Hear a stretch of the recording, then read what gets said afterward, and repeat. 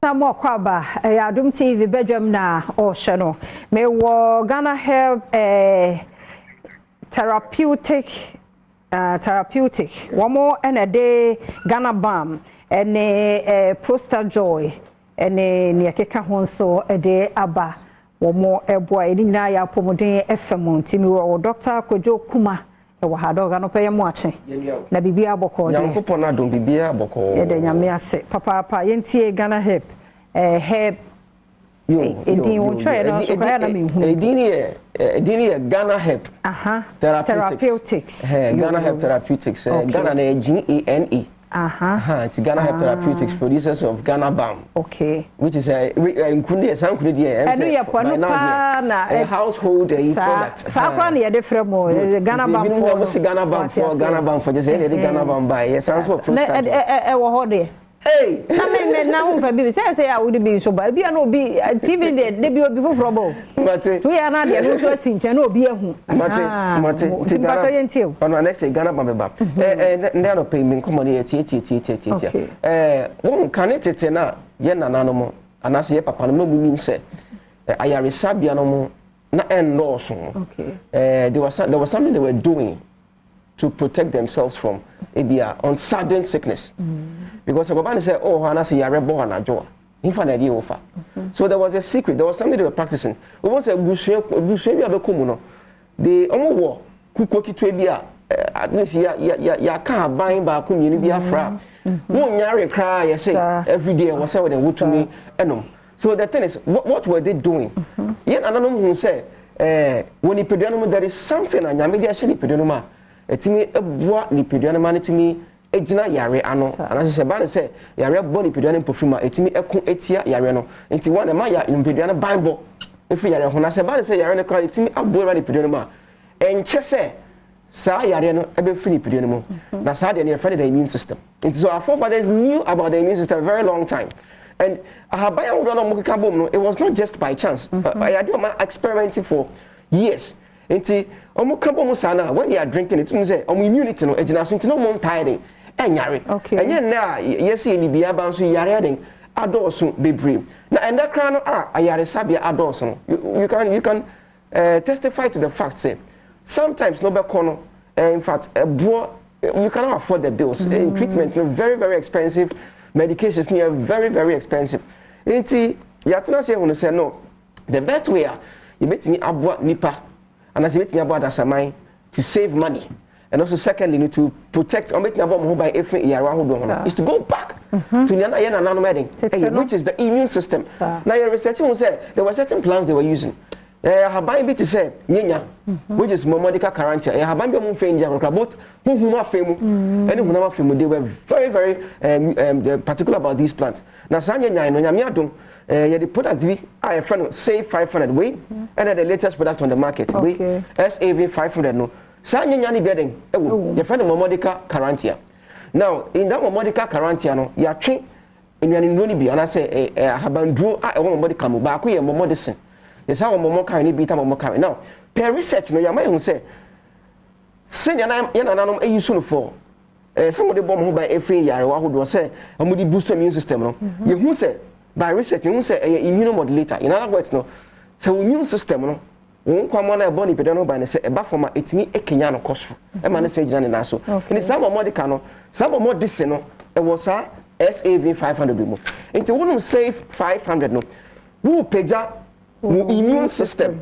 Now, so immune system ni ejina so a. Ne person actually say yare bi aboro ni pedo ma. Immune system ni etimi ekun etia yare no. So what it means is that so immune system enye juma. That just say yare bi abetimi den aboro ni pedo no asay amana ye. From infections to metabolic diseases, tumors, cancers. Sanya wo nyina yade a immune system no etimi ekun etia. Research kama ye hu say nipa bia no at a particular point in time no bia wo and kwama bi o ni pedua mu a ebetimi adane ne ho cancerous ebetimi aye cancer but ne aye test ni say normally ne aye ni pedua no etimi detect those cells that is so immune system is good at etimi detect na clear.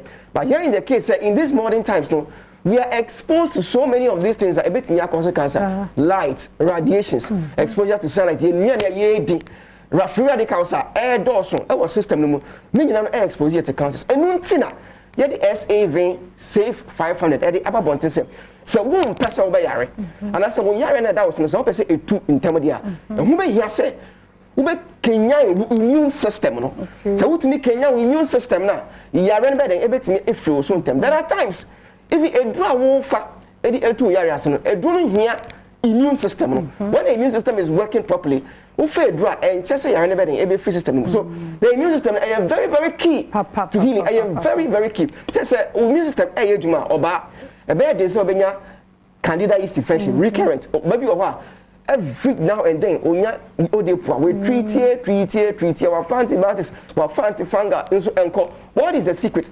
You refer say ni any immune system no and juma. So if you can boost the immune system now. Some recurrent infections that in flu so enti e won ba bebre enne nyame adom omhu save 500 no eno na mo no na it makes them clean a clean yomo e ma mo so ye nice so another surprising thing is e ma mo ye tight in a way omo asabaka say mo ye tight eni o yoba that's what person we tight there the patch me slow save 500 now so save 500 means so you be asabi Wunye no ohun say inyarewa ashase title ye maame no mo ye papa no age related diseases diabetes for hypertension for high cholesterol for no immune system no is the key so wutumi enhance the immune system na e betimi regulate all these metabolic diseases na mo body sinakasa so essentially anti diabetic in other words sa active ingredient no etimi control blood sugar etimi control blood pressure etimi eyetuma on cholesterol after so you be a and what is it? You realize that age, no, any body, no, you can see that your age and your body doesn't match. Obi what? Within 30 years, but the skin looks like that of a 50-year-old person, as a 60-year-old person. And this is because we need enough immunity.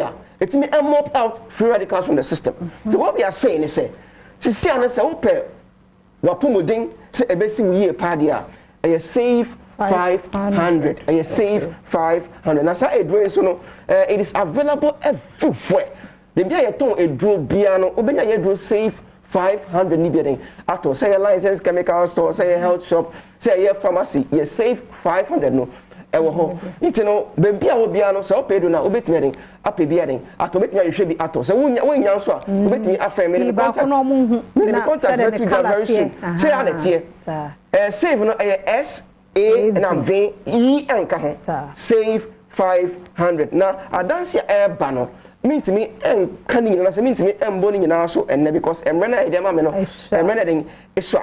But may catch you say the key, your couple mudipa, the key to good health, and not like the immune system. It boosts the immune system, enhance immune boost immune system. Now, enter me, uncle, entia, yarawa, enter me, engina, yarano. And another thing about the immune system, I'm thinking it has memory. Immune system our memory. In other words, no, who call with him, you are wa and two nipidiana. But a borrow nipidiana. Immune system perfume. And what is idea with me? But to me, a can be so at me a and or could say anywhere.